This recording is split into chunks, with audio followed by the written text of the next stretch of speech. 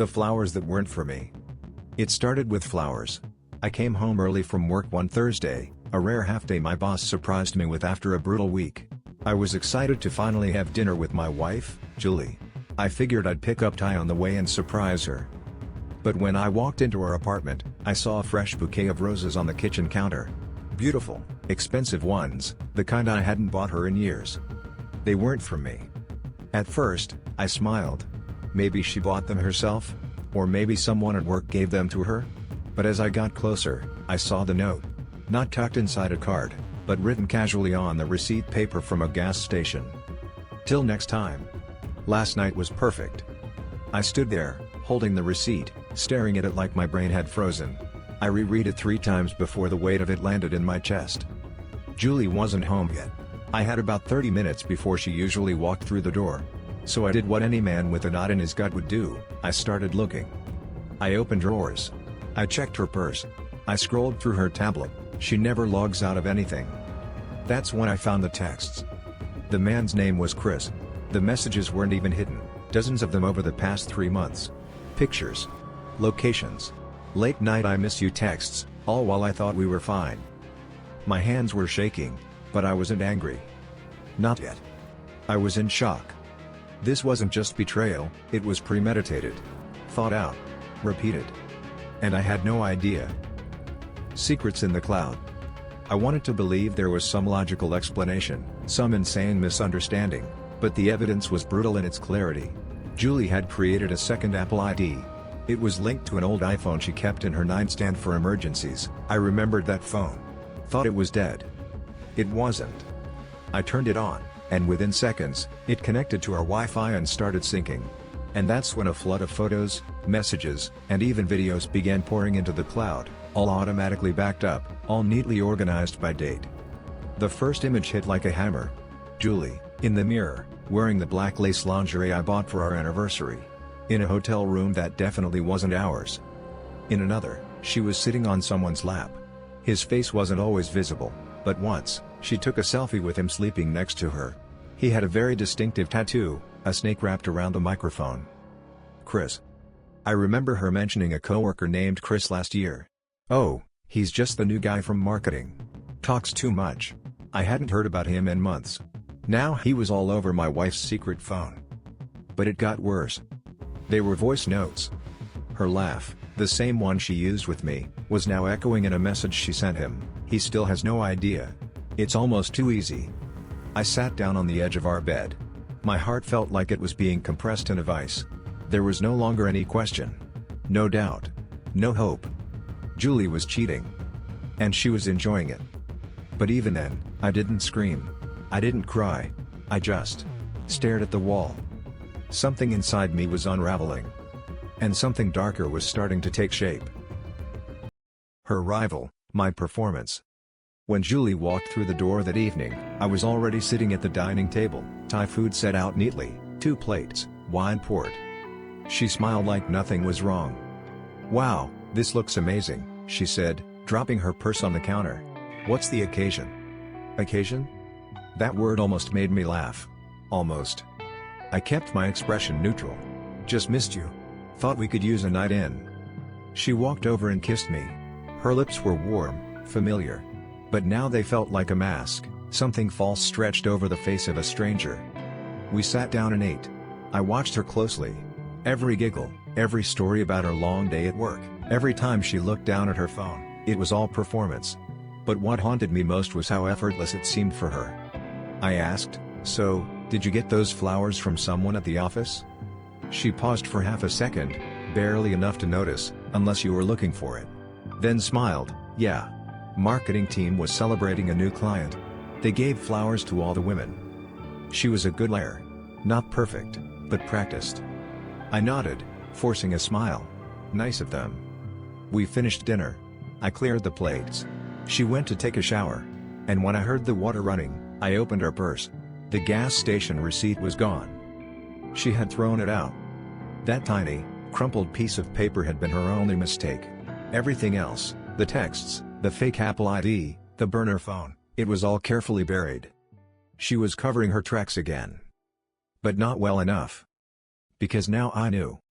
And I wasn't going to confront her. Not yet. I was going to learn everything. Every detail. Every place. Every light. Because if she wanted to play a game in the shadows, then I'd become the darkness. The spy in the house. The next morning, I did something I never thought I'd do. I called in sick to work and stayed home after Julie left. She kissed me goodbye, told me she had meetings all day and would be late. My stomach turned when she said it, but I kept my face calm. I waited 15 minutes after she walked out the door. Then I went to her closet. In a small box tucked behind old winter scarves was the phone, the second iPhone, the one she thought I hadn't found. I turned it on. Still unlocked. Still synced to the hidden Apple ID. But this time, I didn't scroll. I forwarded everything, every photo, every message, every contact, to an email address I created just for this. Then I placed the phone exactly where I'd found it. I wasn't done. I bought a GPS tracker the same day, disguised as a USB power bank. I slid it into her car that night when she was showering. She always parked in the same spot, and I'd have full control from my phone. I needed to know where she was really going. The following afternoon, I watched her location ping near a Marriott on the edge of town. That wasn't work. I sat in my car outside the hotel, engine off, heart racing. I didn't go inside, not yet. I waited. 45 minutes later, I saw them. Julie, walking out with a man I instantly recognized from the photos. Chris. Same snake tattoo on his forearm, visible under the short sleeves of his button-up. He had his arm around her like they were just another couple on vacation. She looked happy. Not fake happy. Real. And that crushed me more than anything else. I wasn't just being cheated on. I'd been replaced. Dinner with the enemy. 2 days later, Julie suggested we go out to dinner. She said she missed us time. I nearly choked on the irony. But I agreed. And I had a plan. I chose a nice Italian place downtown, candlelight, music, the kind of restaurant where people propose. I wanted her relaxed. I wanted her vulnerable. I wanted to look into her eyes and see if guilt ever flickered. She wore that green dress I always loved. Hair done. Perfume I hadn't smelled in months. She looked stunning. My stomach twisted with a mix of desire, rage, and heartbreak. Over wine and appetizers, we talked about our past, our first vacation, the old apartment, our wedding song. I watched how easily the memories came to her lips. I smiled and matched her energy. If this was a performance, I'd be the lead actor now. Then I brought him up. Hey, remember that guy Chris from your work? The loud one from marketing? Her fork paused halfway to her mouth. Yeah. Why? Just heard the name at work and thought of you. You haven't mentioned him in a while. She blinked fast. Took a sip of wine. He quit a few months ago. Moved to Florida, I think. I nodded, letting it hang in the air. The lie rolled off her tongue so smoothly it could have passed for truth. If I didn't know better. She didn't flinch. Didn't blush. Didn't stumble. But she didn't ask why I brought him up either. She just wanted the subject to die. We finished dinner. I paid. On the drive home, she held my hand. That night, she kissed me longer than she had in weeks.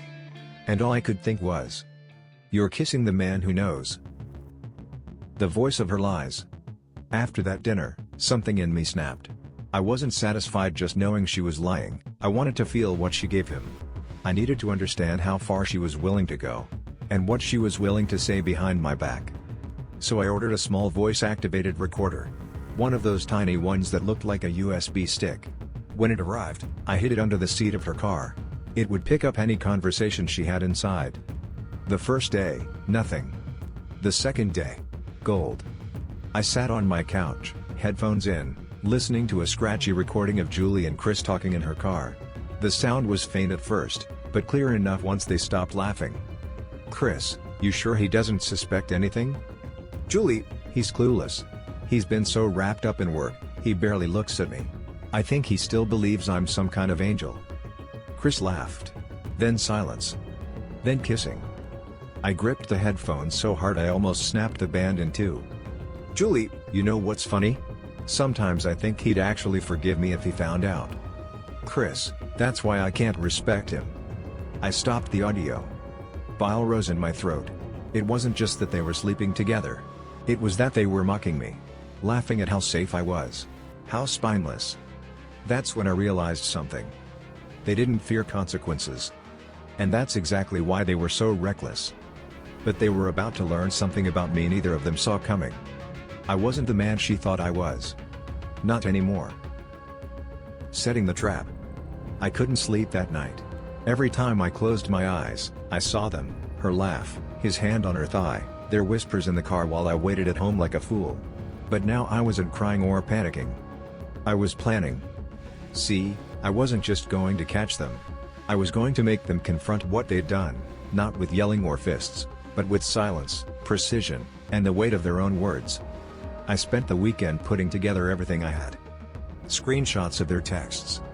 The gas station receipt. The hotel location logs from the GPS.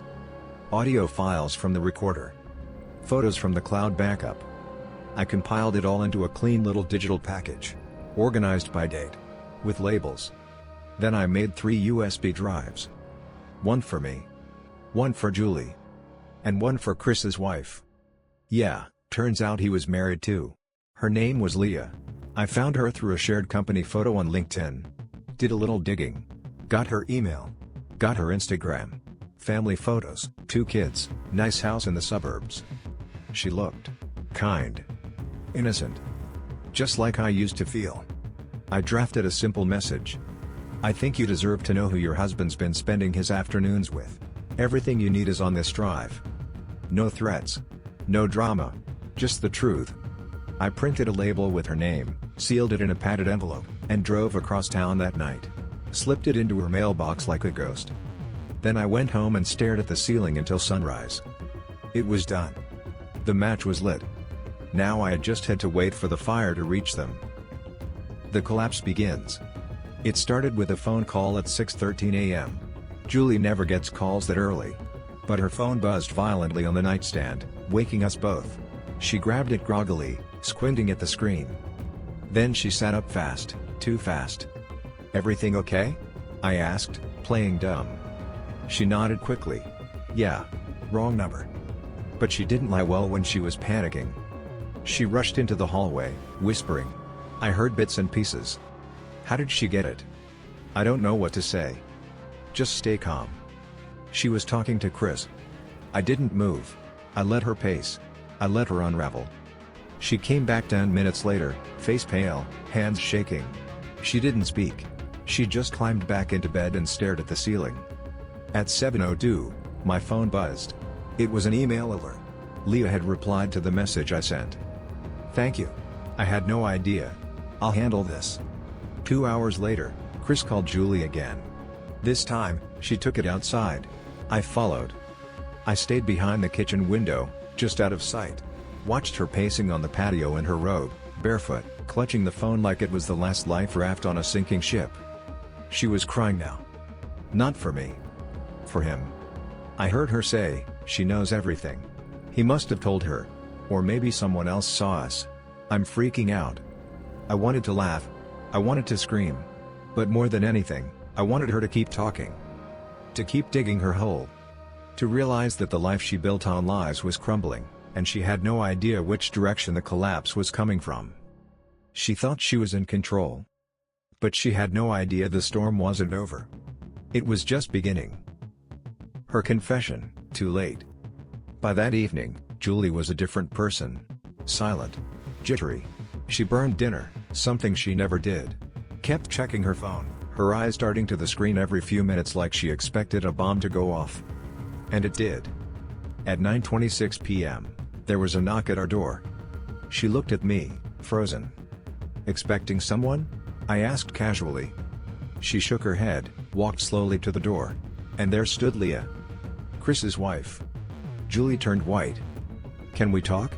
Leah asked, her voice controlled, but cold. Controlled like someone who'd spent the entire day suppressing a scream. Julie stepped outside, and I watched through the window. Leah handed her the envelope, the same one I had dropped off. Julie took it like it was radioactive. Her hands shook as she opened it. Leah said one more thing, I couldn't hear it, then turned and walked away, calm and deliberate. Julie stood on the porch for a full minute after the door closed behind her. Then she came inside and sat down at the edge of our bed. "I need to tell you something," she said, without looking at me. I said nothing. I haven't been honest with you. There's someone else. It started a few months ago. It was a mistake. It meant nothing at first. But it got out of control. I raised an eyebrow. His name's Chris. She flinched. I continued. Snake tattoo. Works in marketing. Married. You lied to me about him quitting and moving away. You've been seeing him at hotels. You even laughed about how clueless I was. Her mouth opened, but no words came out. She realized, in that moment, the game was over. And I had played it better. You knew? She whispered. I stood, walked over to my dresser, and pulled out a second envelope, her copy of the evidence. I knew everything. Then I dropped it in her lap. The aftermath I didn't expect. Julie didn't open the envelope. She just stared at it like it might explode. Her lips trembled, but no tears came. Maybe she was past tears. Or maybe she knew they wouldn't help her anymore. I didn't mean for it to happen, she finally said. That sentence. That tired, pathetic excuse. I sat down across from her, calmer than I'd ever been in my life. Then why did you keep doing it for 3 months? She didn't answer. I kept going. You didn't just cheat, Julie. You planned it. You made fake accounts. Burned phones. Lied every day. You risked everything for him. Her voice cracked. He made me feel wanted again. That stung. Deeper than I expected. Because I thought I had been enough. For years, I worked, I showed up, I stayed faithful. I thought loyalty and love would be enough to keep her. But apparently, feeling wanted meant more to her than honesty. I nodded slowly.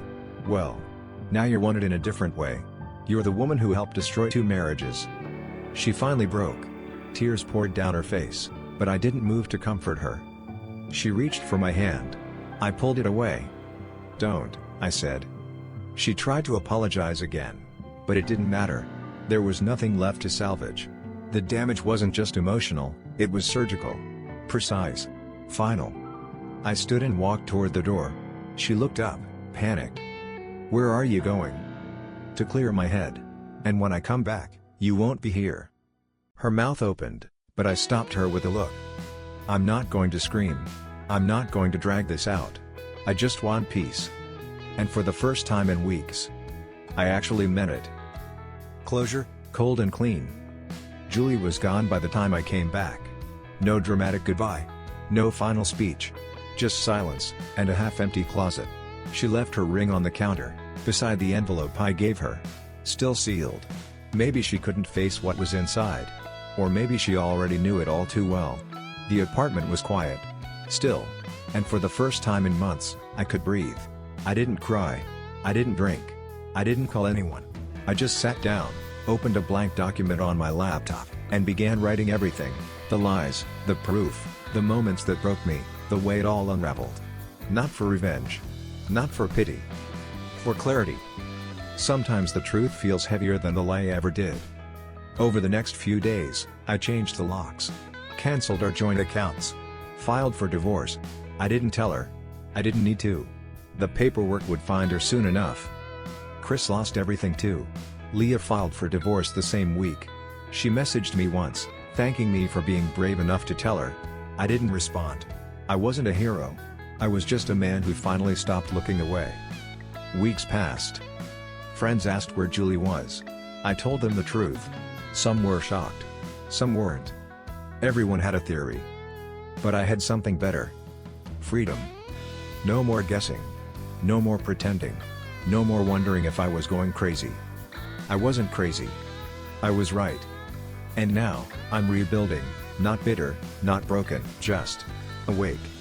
If you're watching this and going through something similar, let me say this. Trust your gut. Look closer. Don't ignore the signs. You deserve better than secrets. You deserve the truth. Subscribe for more true stories. I'll be sharing the next one soon.